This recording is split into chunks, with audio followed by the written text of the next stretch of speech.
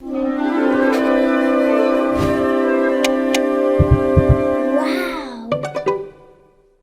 Hello, I'm Lucas Freilich, Program Coordinator for Wyoming Humanities and of the Wyoming Center for the Book.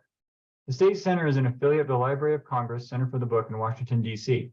Our mission is to promote books, reading, libraries, and literacy, with a special emphasis on promoting the unique literary heritage of our respective states and territories. The authors in this video are from Western Region 2 of the United States. That includes Arizona, Colorado, Montana, Texas, Utah, Wyoming, New Mexico, North Dakota, and South Dakota. I want to give a special thanks to the Arizona Center for the Book for helping to coordinate all the logistics behind this video today, and the Colorado Center for the Book, who will be producing this video. And of course, can't leave out a special thanks to all of you, the authors and the Library of Congress. These books were chosen by the affiliate centers to represent their state's literary heritage. This so-called Great Reads from Great Places are chosen every year by the affiliate centers. You can see the entire lists from the year and from this year and preceding years at www.read.gov/greatreads. So these authors are here today to discuss their work, and I will also address a bit of this year's theme of the National Book Festival. Everyone has a story. And I hope you'll enjoy this conversation and consider listening to all the authors in these Great Read videos. Together, they're a testament to the richness and diversity of our nation's literary creativity. I'm going to start by asking all of our authors to introduce themselves briefly and give us 2 or 3 sentences about their work, and maybe, if they want to, a fun fact about themselves. I'm going to start with Tom.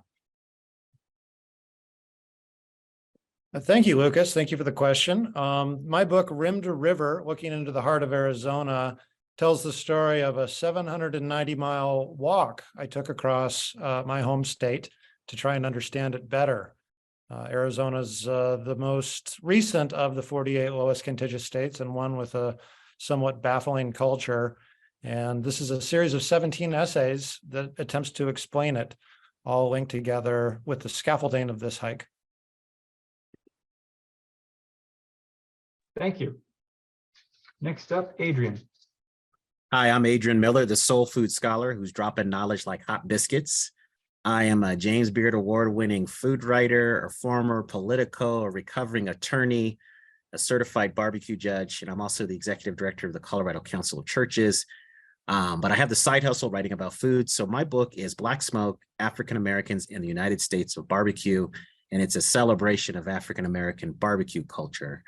And fun fact about me is I have a twin sister, April, and we are not identical. That's a fun fact. Thank you. Bryce? Bryce Andrews. I am, in addition to being the author of Holding Fire, which is the book that's got me here today, I'm a rancher and an environmentalist also here in Montana. And I've worked, I guess a fun fact with me is that I've been in a covert trap with a grizzly bear. Oh, that's okay, exciting. I'm hoping to hear about that later, if not today, sometime. Ramona, you're next. Hi, everybody. I'm Ramona Emerson. I am a Navajo filmmaker and writer from Albuquerque, New Mexico. My book, Shutter, is a story about Rita Totochiti, a Navajo forensic photographer who works for the Albuquerque Police Department, but who also has a special talent, and that is that he's able to speak to the dead. Fun fact about me. Well, I like to fish. It's like fish and tennis. Those are my other 2 things I enjoy. So, and my husband just caught a 20-inch trout last weekend, and so that was super cool. Very nice. Thank you. Taylor. Hi, everyone. I'm Taylor Brorby. I'm the pint-sized Viking from the prairie. My book is Boys in Oil, Growing Up Gay in a Fractured Land.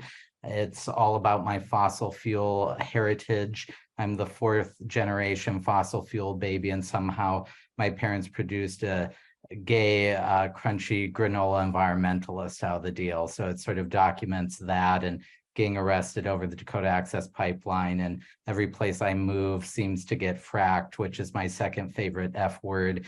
But a fun fact about me is that when I was 6, I sliced my upper lip open with a boomerang. Sounds fun, for sure. Thank you. Sarah? Hi, my name is Sarah Hernandez. I'm Sichangu Lakota, and I am an assistant professor at the University of New Mexico, where I focus on contemporary Native American literature. My book is titled We Are the Stars, Colonizing and Decolonizing the Oceti-Sakowin Literary Tradition. And I view my book as a literary recovery project that seeks to reclaim and decolonize our literary tradition across 200 years and recenter women as our traditional storytellers and knowledge keepers. And so I guess a fun fact about me is I'm also an active member of the Oceti-Sakowin Writers Society, which is a first of its kind tribal group for Dakota and Dakota Lakota writers. And we've been around for 30 years, but a lot of people don't know about us. So I wanted to make sure and give them a shout out today. Very good. Linda?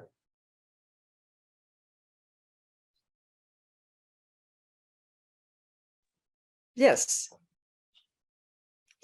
Oh, well, I was having too much fun listening to everybody else. About me, I found and we'll probably talk about this later, but I found this, I just wrote the history of the San Diego Zoo for their centennial in 2016, and I found this story that we'll be talking about there with a whole bunch of yellowed news clippings. It was quite a thing.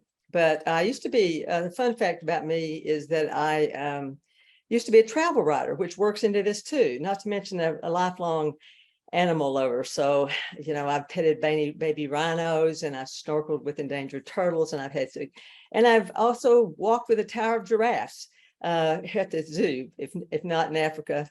I wish I did, but a lot of people obviously have and have told me all about it, as you might imagine. And I'm jealous, of course. But that's pretty much it. Thank you. Thank you. Paisley? Hi, I'm Paisley Rexall. A fun fact about me was I was Utah's poet laureate, and I was asked to write a poem about the 150th commemoration of the Transcontinental Railroad. I'm also half Chinese, so I was really, really happy to write that history. So I reframe, I think, the history of the Transcontinental Railroad through the Chinese Exclusion Act, because I take a poem that was carved into the walls of Angel Island, and each one of those characters becomes a translation into a different railroad worker's history. So. Thank you. And Chad? I'm Chad Hansen. I teach sociology and world religions at Casper College in Wyoming. The book I wrote is called In a Land of Awe, Finding Reverence in the Search for Wild Horses. And the book is about the relationship between people and nature. And I talk about the potential for our wild horse herd areas to serve as liminal places, or places that blend the everyday with the sacred.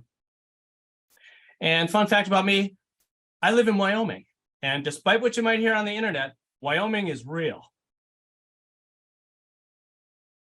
There was some news to the contrary online, but you can't believe all that. Thank you. I would agree. Wyoming is indeed real. All right.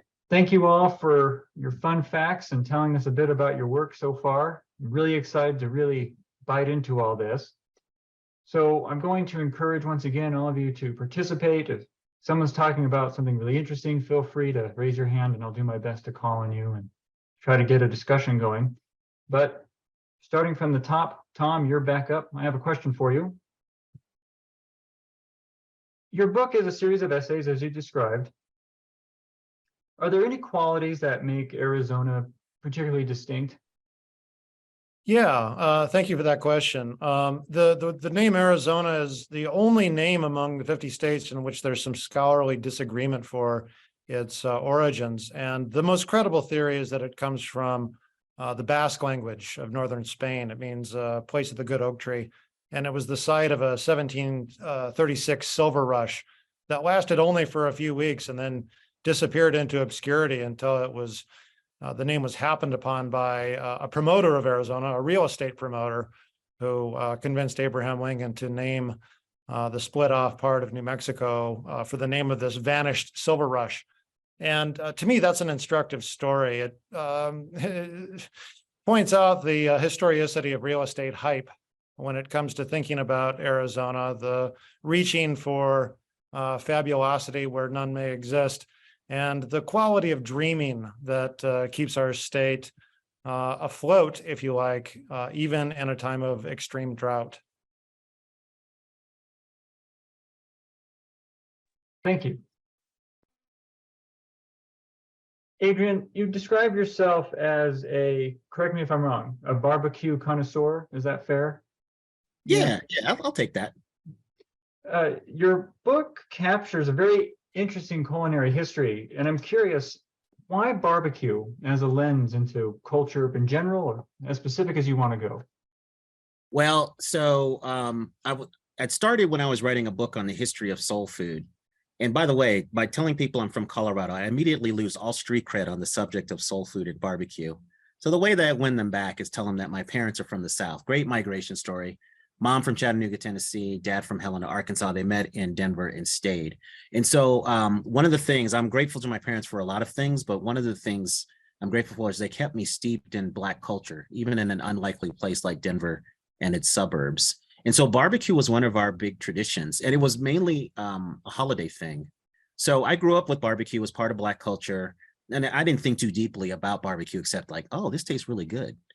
So then fast forward, I'm writing my book on soul food, and I'm watching the Food Network, and there was this commercial for Paula Deen's Southern Barbecue. Now, I was going to include barbecue in the soul food book because the way I wrote that book is I have a chapter about part of a representative meal. But I found so much stuff on barbecue. I was like, you know what? It needs its own treatment. So in the back of my mind, I'm going to write this book, but I see this commercial. I think, you know what? Let me just watch and see what are the big trends in Southern barbecue right now. Who are the leading lights? An hour later, the credits are rolling and not one Black person had been featured on that show. So I thought, well, how does this happen? Because I know how important barbecue is to Black culture.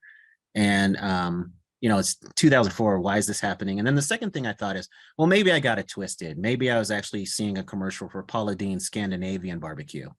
And I just got it twisted. So I started just looking around at different aspects of media on barbecue.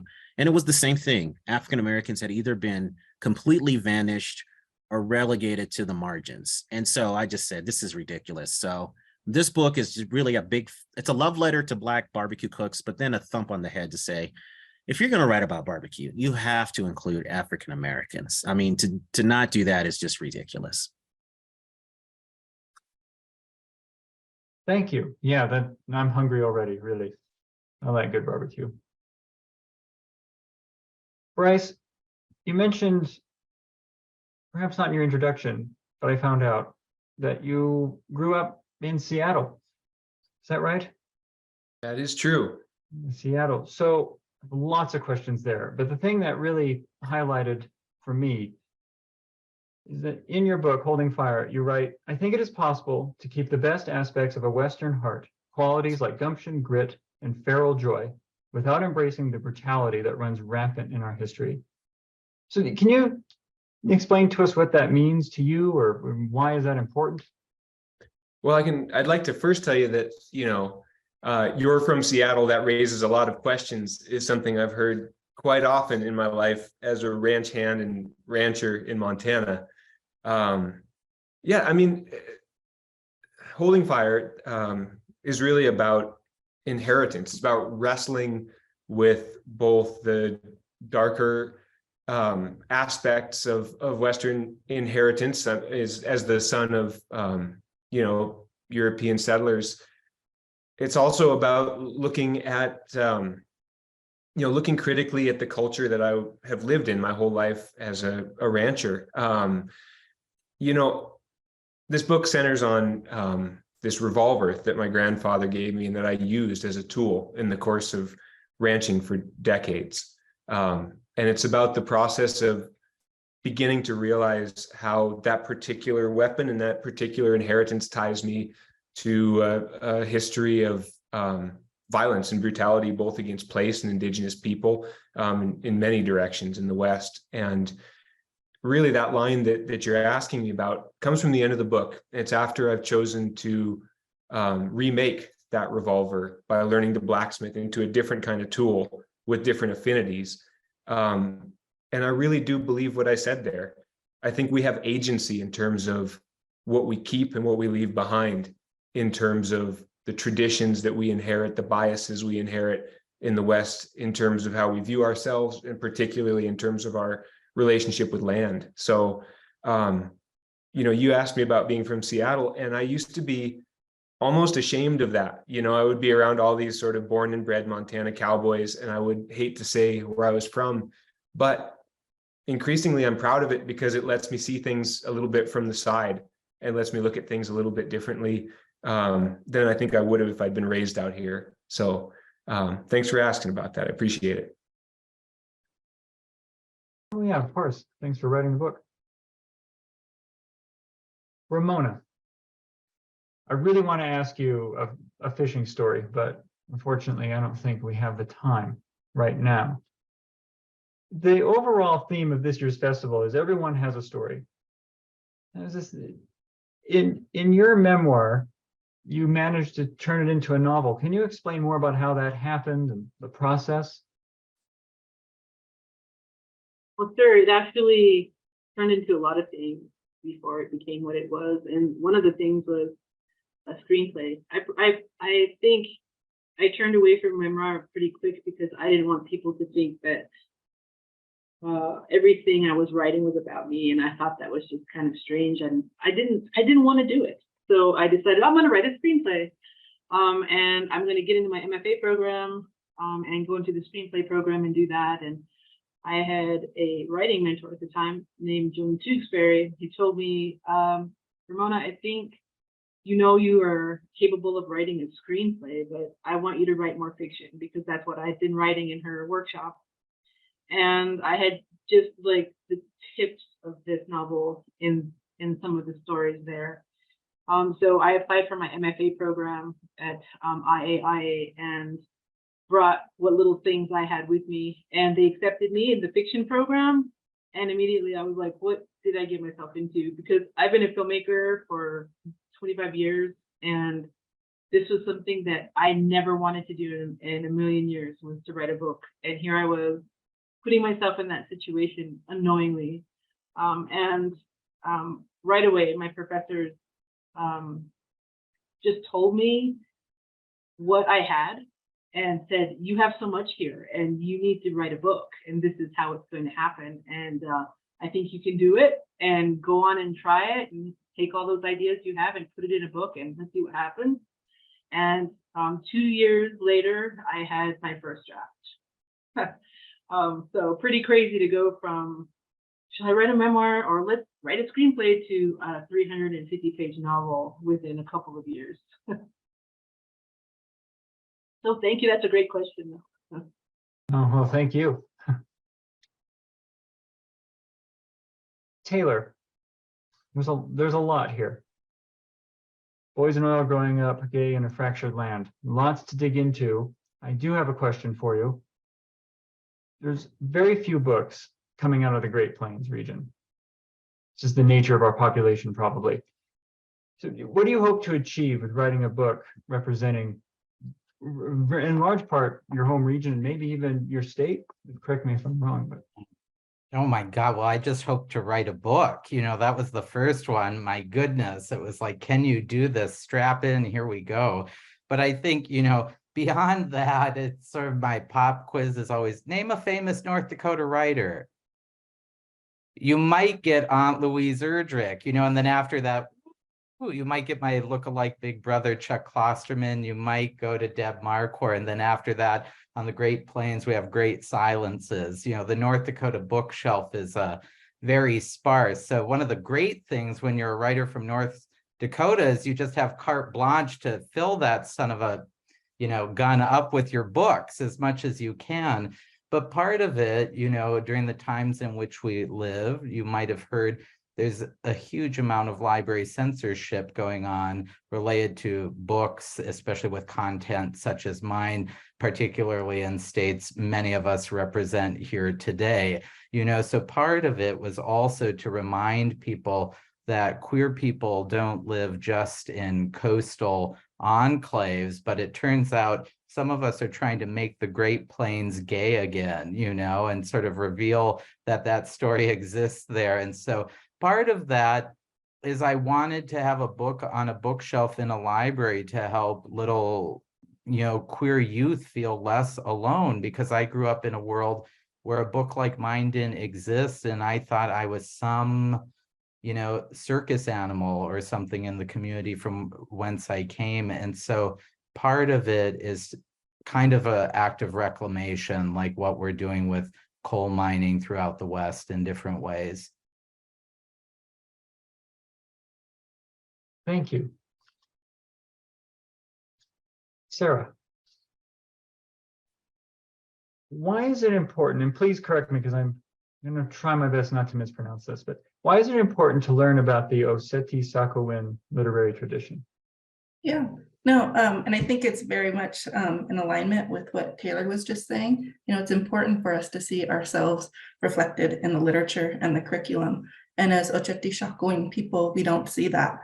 We never read about our people and our communities in books. And so when I was growing up, I had never read a book by a tribal writer, and I didn't read a book by a writer from my own community till I was 25 years old. And when I did finally read a book by a writer from my own community, it sparked something in me, the sense of this pride. And I want to see that in, other Oceti Sakowin students, especially in the state of South Dakota, where 1 in 9 citizens are an Oceti Sakowin, right, tribal member. They deserve to see themselves in the books, in the curriculum. And honestly, I think every state should be studying about the tribes whose land they occupy. And so I no longer live in South Dakota. I now live in New Mexico, but I make a conscious effort to learn about the tribes in this area and their literary traditions. So. Thank you. Linda. West with Drafts, get the impression that it's a lot of different kinds of stories all wrapped into a nice little book. Or little with quotes, I understand. Tell us more about that. Do you think that's true? Do you disagree? What do you think? Okay. So I'm a former, like I think, I'm not sure I said this earlier, if that's my fun fact or not, I can't remember, but I used to be a travel writer and had a lot of fun with that, as you might imagine. So this road trip was easy for me to get into. But I think one reader asked me a really fun question. She said, how do you manage to write a historical novel, a social and political commentary, a coming of age story, and a love story all in one book? And my answer was, I had a lot to work with, and I had the time of my life creating it, as you might imagine. So that's really my answer. Okay, thank you. You have I think of the West with Dreads itself is again a whole other story. It's not it's a road trip, but it happens in 1938, and it has a protagonist who's 105 years old, and she's telling the story before it's too late. And in essence, that of course goes along with your everyone has a story theme too, I think really nicely, because that's exactly what he's doing. And that's what and it's a big book, it's quite a long book, and full of all kinds of adventures, and we have a lot of fun. I had a lot of fun, creating it, as I said. Great, thank you. Paisley? I'm a historian, and I'd be remiss if I didn't ask this. But what does the Transcontinental Railroad's history mean to Utah? And how did it help shape Utah's history? Wow. Big Okay. question. It's just a small question. So, to a certain extent, the West, a translation, the book I was writing was answering that question. It's a big one. There's pretty much no aspect of American or Utah culture that the train didn't touch, didn't alter in some way, whether it was our concept of physical time, figuratively as well as literally. We got into time zones because of the train. It changed gender roles on trains. The idea that women could now travel long distances by themselves. It was also a technology that was meant to break down kinds of racial, class, ethnic barriers, but in fact ended up sort of reinforcing them. So Native Americans ended up, some of them getting free riding passes if they were left the train alone, but they would ride on the tops of trains. Obviously, African-American workers who came west, from the Great Migration, they were there to service the trains, but they got the most dangerous, the most difficult jobs. And many of the Black communities that settled around the trains ended up disappearing after the train technology itself sort of changed. Obviously, Mormonism and polygamy became a big thing as well, weirdly, because the train was bringing out people from the East Coast who were looking at Mormons as kind of oddities, cultural oddities, but also maybe potentially martial foes in the future and things like that. And polygamy was a big conversation, and the train facilitated that kind of curiosity and fascination.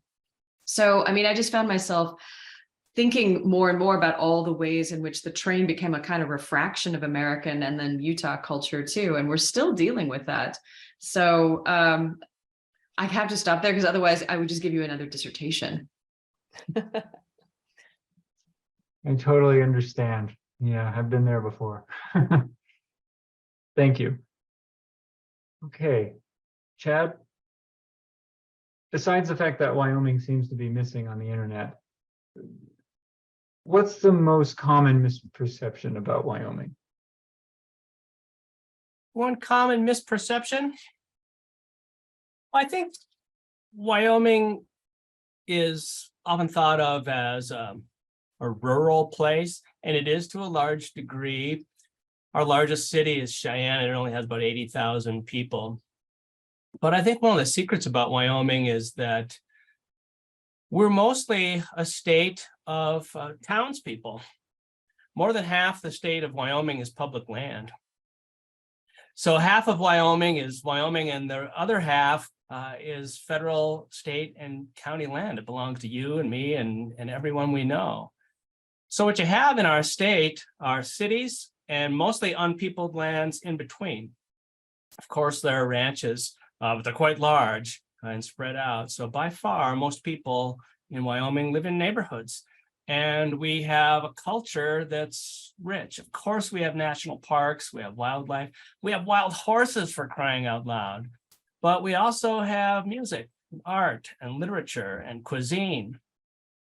And I'm happy to say a growing number of microbreweries.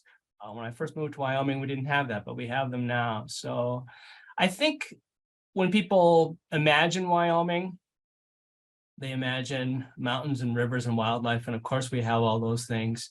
But I think we're much more. We're a rich set of communities right alongside this great wildlife and landscapes. Thank you. Thank you. Great introductions, everybody. Thank you. I think we do have time for another round of questions, but before we get into that, I want to ask if anyone has any questions for one another or anything you want to follow up on. Now is your time to raise your hand and I'll pick on you. Otherwise, I'm just going to keep going through questions in that same methodological fashion. Adrian, go ahead, please. All right, this one's for Chad because you piqued my interest about cuisine in Wyoming. So if there's a representative Wyoming dish, lay it on me, brother. I want to know what it is. Well, this is steak and potatoes country for sure. But we've got a really wide variety. Our Mexican food is fantastic. You can get a surprisingly good pizza in my hometown of Casper, Wyoming. No, especially in the last few years, the cities of Wyoming we've been through a kind of a renaissance, and restaurants, live music venues, theater. It's a different place than I moved to 20 years ago. So when Lucas asked the question, that's some of the stuff that came to mind. Cool, thanks. Barbecue, we got it. All right, I'm gonna be heading north. All right. Tom, why don't you go ahead too with that question? Yeah, thank you. I think Adrian asked a really salient question that all of us are going to have opinions on behalf of our respective states. My own book has an essay called Enchiladas and Whiskey that tries to get to the Arizona bottom of that question. And I'm going to make it, I'm going to put it in one sentence. If you want to understand Arizona's distinct cuisines, imagine a collision in between Southern cooking, that is to say, lots of biscuits, lots of grease, lots of peach cobbler, and you put that in conversation with the Norteño cuisine of Sonora and Chihuahua. And I think it's remarkable that both of these methods of eating were despised by the elites of their respective nations. People look down on Southern food in the US, think of it as kind of, low class. Mexico City had no respect for the stuff that the cowboys up in Sonora were eating. So out of this collision, I think, comes a really quite a paradoxically distinguished tradition.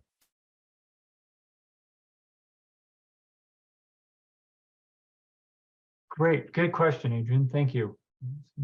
A good move. Any other questions? Otherwise, I'm going to. Sorry, I had a go quick ahead. follow-up. No, please follow up. Tom, I'm just curious, how did you do the research for that chapter? Let me just say I enjoyed the research on that chapter more than any other. Okay. All right. Because I got a lot of my information from historical newspapers. They were covering their community, so very rich. I was just wondering if you had the same. I did. Yeah, I drew from 19th century sources, and the chapters also gives some homage to those places in Arizona that have stood the test of time. Some call outs to some specific institutions. Cool. Great follow-up. Sorry, Great. Lucas, I just want to add one thing. I just wanted to tell you, Adrian, I just came from a weekend long festival that was on a ranch out in the Blackfoot that was all about whole animal open fire cooking. And so they were doing nine whole pigs, and they did every meal was a different animal taken from the ranches nearby. And it was amazing. They were feeding 1,400 people, slow cooking and barbecuing this stuff. And it was just amazing. It gave me yet a new appreciation for barbecue as a cuisine. Oh, I'm definitely following up with you. Thanks for sharing that. Love to talk about it. Great, thank you. So any other questions for one another? So I have a question for Ramona because I'm very curious. May we look forward to an ongoing series of crime fiction by chance? Is there anything in the works? Well, yes, Lucas.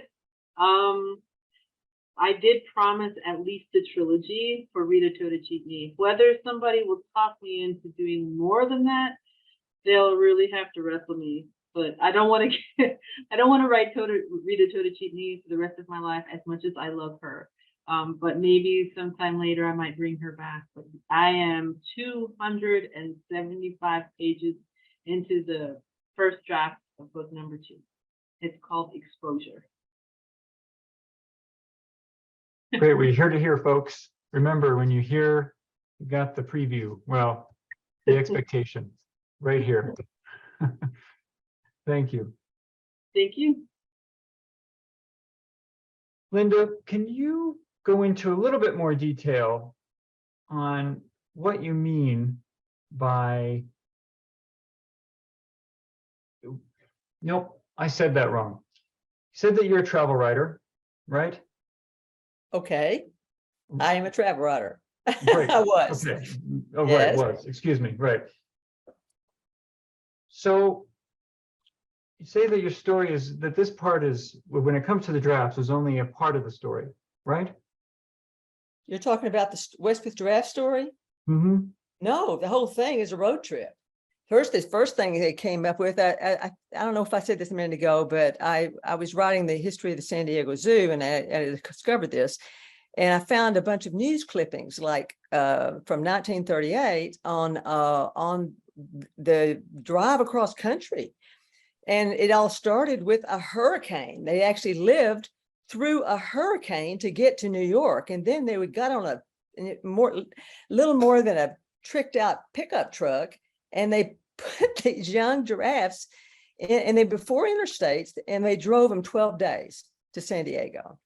And so essentially that part of it was exciting for me, because I knew I was going to get into a whole lot of research. And normally I'm a real nervous researcher, but my goodness, the stuff that I was able to uncover was just remarkable. But I realized that I could use real people, but I had to make up a whole lot of stuff. So I could use, because all I had was a news clipping. So what I had to do, I could use like a Bill Benchley, for instance, who was the first woman zoo director ever. And she was the impetus behind this entire thing. I could also use I had some telegrams and postcards, and I had those clippings, and that's all I had. Found out that they were only 30 of 500 that were shown across that, they followed them. And also, I could use Hitler, for instance, and I did just a small amount, because that's what he was at that point. It was, World War II was coming, and he was already invading Austria, for instance. So the thing about it is I had so much to work with, but I had to make up a lot of it, because I didn't have anything but just the basics. So I created, a Texan who ends up in an odd situation where a young kid who lives through the Dust Bowl. Of course, you can't talk about 1938 without talking about the Dust Bowl. And at that point, he finds himself in New York, and he finds himself actually seeing the giraffes come off that after the hurricane. And then essentially he finds himself driving it across country. And what you would have is that I also, of course, had to have, I had to talk about what it was like to live back then. So that had to be a bunch of research too. And that was, again, quite fun. And not just for what it was like to be Black during that time, but also how it was like to be a woman. And by the way, a lady did not drive by herself on any roads. We're talking, again, no interstates. And I have a character, a young one, who decides that she's going to do that when she sees the giraffes. So I had, again, lots of fun creating it all. Thank you for clarifying for me. My notes were all over the place. Really appreciate it. Good. I'm sure our audiences do too.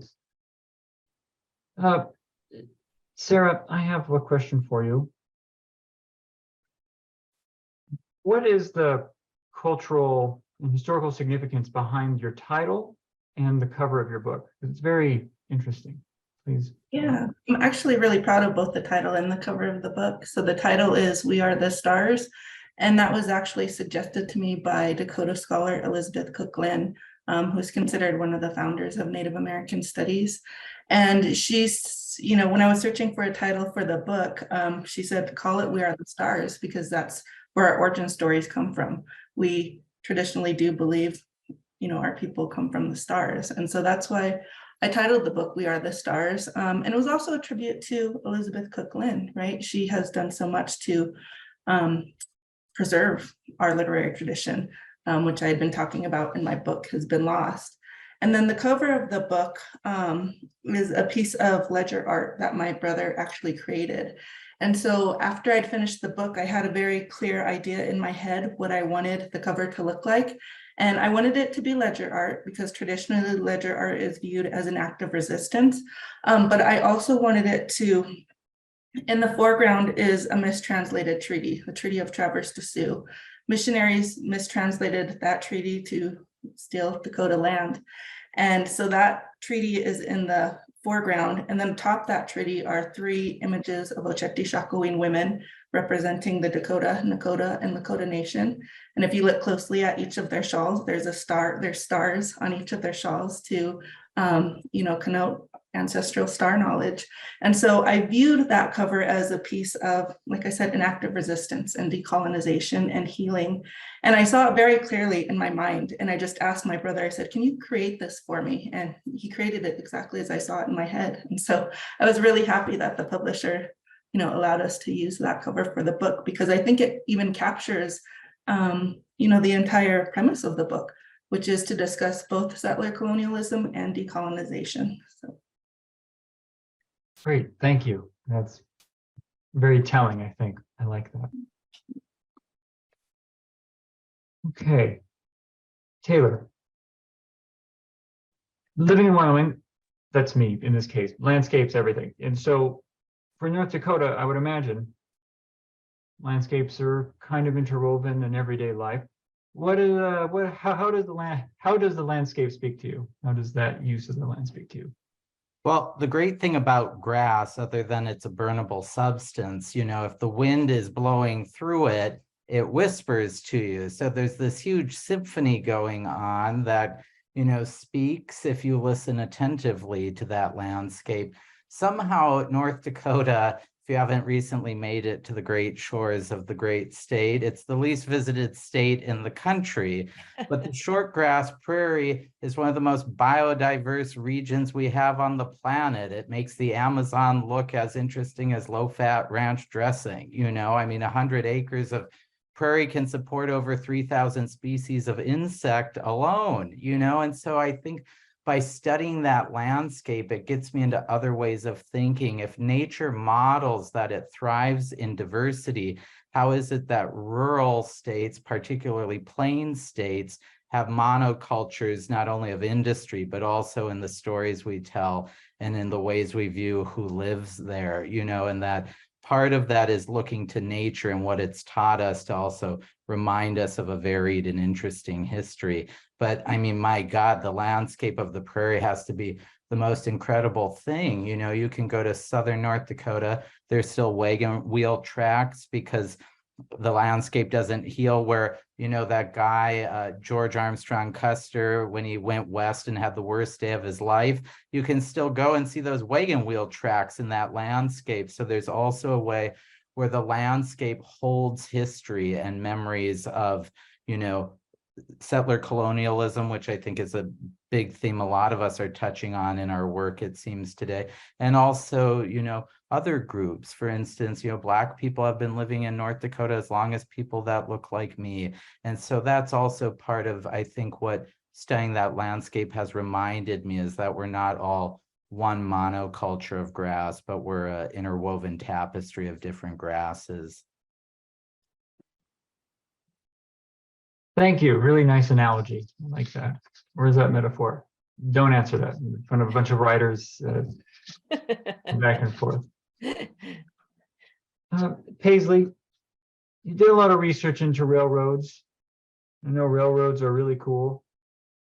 And there was a lot of discovery when you're researching in railroads, believe me.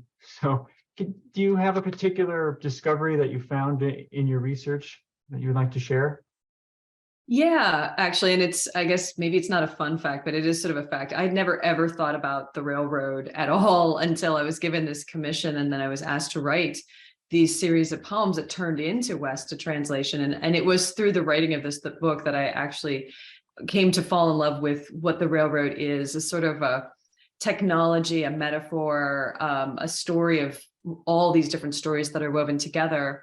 But one of the things that I was really frustrated about when I first started writing this book was I wanted to tell the stories of the many people who are either displaced by or who worked on the railroad. And we didn't keep a lot of those stories. We didn't have those records. And specifically for Chinese workers, we have still not found a piece of writing from any of the transcontinental workers. And so that means that at the beginning of this project was this incredible absence into which I had to sort of imagine and write. So I started getting really creative with my research in order to find voices, in order to find some of these stories. And one of the things that I started doing was going into the Shoshone and Paiute oral histories, because it turns out that a number of transcontinental workers, the Chinese workers, either were adopted by or intermarried into some of these tribes. And, so you can get second, third generation Shoshone tribal tribal people talking about the fact that they had these different workers in their families. And there was a story of one man named Sam who memorized the history of the Ute in Ute. And when he died, over 60 Ute and Paiute elders went to mourn him in Cheyenne. And I found that like such a beautiful and moving kind of testimonial. I think right now we're in a sort of the cultural throes of people only telling their own stories, only being, repositories of their own histories. And I understand the reasons why that is true. But I think when we're thinking of the broader way that history unfolds over time, we all start to carry each other's stories forward into the future. And that was something I learned from the transcontinental and doing this kind of research, that people carry each other's stories forward, even if it looks like there's a dead end in one direction. Thank you. Definitely a testament to the turn every page philosophy, right? You never know what's around the next corner. Thank you. Bryce, you mentioned in your opening conversation, or at least in one of the questions, this idea of inheritance and the meaning behind it. Can you go into more detail behind the cycle of inheritance, using and destroying a little bit for us? Sure. I mean, I'd be happy to talk about that, particularly in regard to, things that come to so many of us who, pursue ranching in the West, things like weapons. I mean, I remember as a kid just being completely enthralled by the myth of the West and this idea of, vastness and being standing in a line of people who were strong and hardworking and who changed the natural world into shapes that fit them. And I always felt like one of the things I had inherited in the form of this revolver that came from my grandfather was a place in that line, in that history. And really what my book has been about, and really the thought process of the last 10 years of my life, has been about questioning whether or not I want to stand in that line without really thinking it over and thinking about which parts of it are worth carrying forward. One of the amazing things about being out in these landscapes where I've been fortunate enough to work is I see things that people don't really see anymore. If you're running a 20,000 acre ranch for somebody, you will see the natural world in ways that are lost to most people now.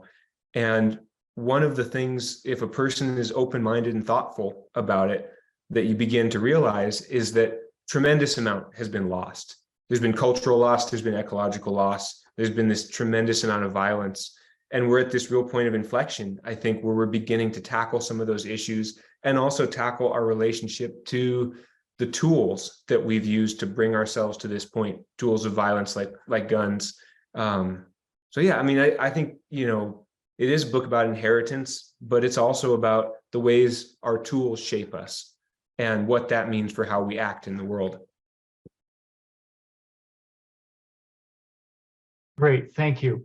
How our tools shape us. I like that phrase. It's a nice quote.